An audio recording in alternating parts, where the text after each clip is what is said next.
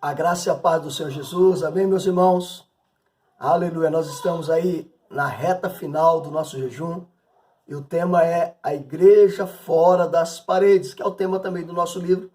É o livro que nós estamos lendo aqui com os irmãos. Já lemos aí 19 capítulos, fazendo a leitura, sempre lembrando, nós estamos fazendo a leitura, nós não estamos explicando, ok? E o tema de hoje é: você está no veio ou na margem do rio? E o texto base são dois textos da palavra de Deus que eu quero ler com você. O primeiro deles se encontra em Gênesis capítulo 1, versículo 28, que diz assim: e Deus os abençoou, e Deus lhes disse: frutificai e multiplicai-vos, e enchei a terra, e sujeitai-a, e dominai sobre os peixes do mar, e sobre as aves do céu, e sobre todo animal que se move sobre a terra.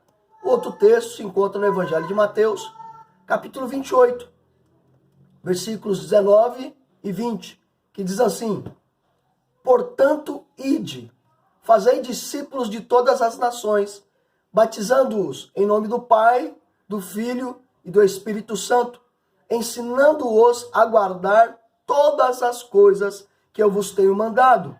E eis que estou convosco todos os dias, até a consumação dos séculos. Aleluia. Amém. A introdução. Na realidade, eu começo a introdução com algumas perguntas aqui, né? O primeiro parágrafo do livro, desse capítulo, é algumas perguntas. Qual é o valor que você dá para a igreja? Qual é o entendimento que você tem da igreja na sua vida? Qual é esse significado no contexto da sua vida, naquilo que se refere a você se tornar um vencedor? Qual é a sua escala de valores? E qual lugar Deus ocupa? Onde a igreja está em relação à sua família, ao seu trabalho, ao seu lazer? Essas são algumas perguntas que eu espero que você medite nelas. Alguns conduzem a sua vida baseado em uma escala de valores, colocando Deus em primeiro lugar, a família em segundo, o trabalho em terceiro, aí sim que vem a igreja, ou seja, nessa escala de valores a igreja está em último lugar. Essa é uma maneira compartimentada de se viver a vida cristã. Deus não se coloca em escala de valores. Se você faz isto, é porque ainda não compreendeu qual é o propósito que Deus tem e quer para a sua vida. Deus não quer ser mais um item na sua escala, nem mesmo o mais importante. Ele quer ser o tudo. O restante só possui valor no tudo que é Deus. Quando o Senhor ocupa o seu verdadeiro lugar, todas as demais coisas ficam alinhadas. Não podemos então separar a igreja de Cristo. Não tem como você separar isso. Porque a igreja, olha eu explicando, né? A igreja é o corpo de Cristo. Cristo é o cabeça da igreja. Não tem como você separar o corpo do cabeça. Imagine aí um corpo andando pelas ruas sem cabeça. É algo monstruoso, né? Sai fora da normalidade do dia a dia. Não tem como. Não podemos então separar a igreja de Cristo, colocando cada um em uma gaveta na nossa vida. A igreja e o Senhor são um só. A igreja faz parte do propósito de Deus na sua vida. Muitos colocam a igreja na gaveta, como os demais itens da nossa vida. E quando abrimos esta gaveta, muitas vezes, somente vamos cumprir uma obrigação religiosa. A igreja é um instrumento de Deus para viver a vida de Deus, para todos os demais aspectos da nossa vida. Na igreja, mudamos o nosso caráter, aprendemos a amar, aprendemos a sermos fiéis, bondosos, a administrar as funções, isso na igreja. Nós, como igreja, precisamos crescer. Precisamos entender que não estamos neste mundo por acaso. Deus tem um propósito para nós. E isso não é algo pequeno. mas muitos não entram no veio por terem medo, ou por terem sido feridos, ou por vergonha. Não entrando no veio, ficam na margem, sendo apenas espectadores, observadores. Amém? Primeiro ponto desse capítulo é unidos por um propósito. Somos uma igreja que objetiva cumprir o propósito através do relacionamento, do discipulado, baseado no modelo da igreja primitiva. Cremos que o Senhor tem um propósito maravilhoso para a nossa vida. O propósito da liderança é treinar cada um para cumprir plenamente o plano divino. Quando você se tornar um líder, você naturalmente se tornará líder de si mesmo, líder da sua casa, líder no seu trabalho, líder na sua escola. A igreja está ligada exatamente a esse propósito. Não tem como desconectar. Não é uma religião. A igreja não é para te conectar a uma religião. É para te conectar ao propósito divino, propósito de Deus. É através dela que vamos encontrar o lugar da satisfação, da plenitude, do propósito de Deus.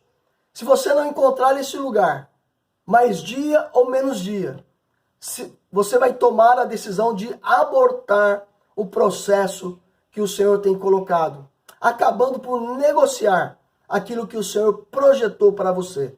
Por isso, Deus nos colocou numa igreja que tem uma visão bem definida e clara. Amém? Eu quero aqui falar cada parte da nossa visão ou do slogan, né, da nossa visão. Então, qual que é a primeira coisa? Olha só, o nosso encargo é edificar uma igreja de vencedores.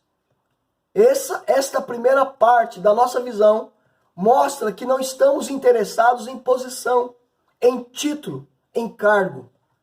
Nosso verdadeiro interesse é o encargo pelas vidas, a paixão pelas vidas. Somente aqueles que possuem encargo é que têm disposição para pagar o preço. Alguns querem se tornar líderes para terem status, para terem um título, mais posição e reconhecimento. Mas depois de um tempo, isso vai se tornar um peso, vai se tornar um cansaço. O nosso encargo então é formar uma igreja de vencedores. Isso aponta para uma igreja que cumpre o propósito, que leva a cabo os projetos de Deus na vida de cada um. Amém? Outra parte da nossa visão é cada membro um sacerdote. Ser um sacerdote implica em não somente ser salvo, mas em se tornar um discípulo e ser usado pelo Senhor. Por isso, o nosso chamado é de servir, sendo sacerdote, que tem encargo em gerar. Gerar o quê? Gerar vidas para o Senhor Jesus. Produzir e não ser um consumidor que vai ao prédio da igreja para consumir. Amém? Mas o nosso slogan ou a nossa visão continua. Cada casa, uma extensão da igreja. Quando você lê esta frase, ou ouve essa frase, pode pensar que esta expressão se refere à sua casa física. Mas não. Mas isto é uma compreensão superficial. As nossas casas devem ser abertas para receberem uma célula, pois tornaremos a nossa casa um lugar para tocar vidas, trazer a presença de Deus e servir os irmãos. Esta compreensão deve ser aprofundada, pois cada um na sua casa deve fazer parte do corpo de Cristo, sendo uma extensão da igreja, para ser um lugar de oração, de adoração, de buscar a presença de Deus. Isto é um verdadeiro privilégio que o Senhor nos deu. Aleluia, glória a Deus. Mas ainda continuando, a nossa visão ainda diz que conquistando a nossa geração e a próxima para Cristo. A nossa geração, a sua geração, são todos aqueles que estão em sua volta. Fomos salvos para ganhar todos os que nos cercam. Quem é que nos cercam? Os nossos parentes, o chefe ou o gerente, os nossos colegas de trabalho, de escola, os nossos vizinhos. A próxima geração são os nossos filhos, os seus filhos, as crianças. Aleluia, isso é poderoso, hein? E por fim, a última parte da nossa visão é através das células que se multiplicam. Como que nós vamos fazer tudo isso? Através das células que se multiplicam. O nosso jeito de ser igreja acontece através das células. As células não são somente uma estratégia, um modismo. É a nossa maneira de existirmos. É a nossa maneira de ser igreja. É o método da igreja primitiva. Se reunir de casa em casa. A base da igreja são relacionamentos, do servir, do amar e do suportar. Amém. Concluindo esse capítulo, o propósito final de tudo que Deus opera na terra é multiplicar, crescer e se reproduzir. Este é o ponto final da nossa visão. Multiplicamos, crescermos, enchermos a terra, fazendo discípulos de todas as nações. Foram os dois textos que nós lemos no início da nossa leitura, que é Gênesis capítulo 1, versículo 28 e Mateus capítulo 28, versículo 19 e 20.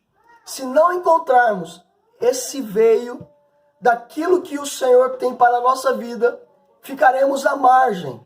Lembra, a margem do rio. E passando o tempo, seremos as pessoas mais infelizes de toda a terra. O propósito de Deus se cumprirá na sua vida, através da igreja. Por isso, se envolva na obra de Deus. Aquilo que Deus tem feito na terra, através da igreja, se envolva nisso. A edificação de uma igreja de vencedores. Assim como Lídia abriu o coração, isso você pode encontrar lá em Atos capítulo 16. Seja desafiado a abrir o seu coração para deixar o Senhor trazer convicção. Isso é feito quando você está no veio do rio e não nas margens. Saia da margem e vem para o veio, para o meio do rio, que nos conduz a cumprir o propósito. Faça parte desta edificação. Amém? Eu quero fazer 4 perguntas aqui para que você possa meditar, além daquelas que eu fiz no começo do capítulo. Então, para que você possa estar meditando, a primeira pergunta é: qual é o valor que você dá para a igreja? Pense nisso. Segunda pergunta: qual é o entendimento que você tem da igreja na sua vida? Terceira pergunta: qual é a sua escala de valores e qual lugar Deus ocupa nela? E por fim, a quarta pergunta, para que você possa estar meditando: onde a igreja está em relação à sua família, ao seu trabalho, ao seu lazer? Amém? Receba esta palavra da parte de Deus Pai, Deus Filho e Deus Espírito Santo. Amém? Fica na bênção, meu querido e minha querida.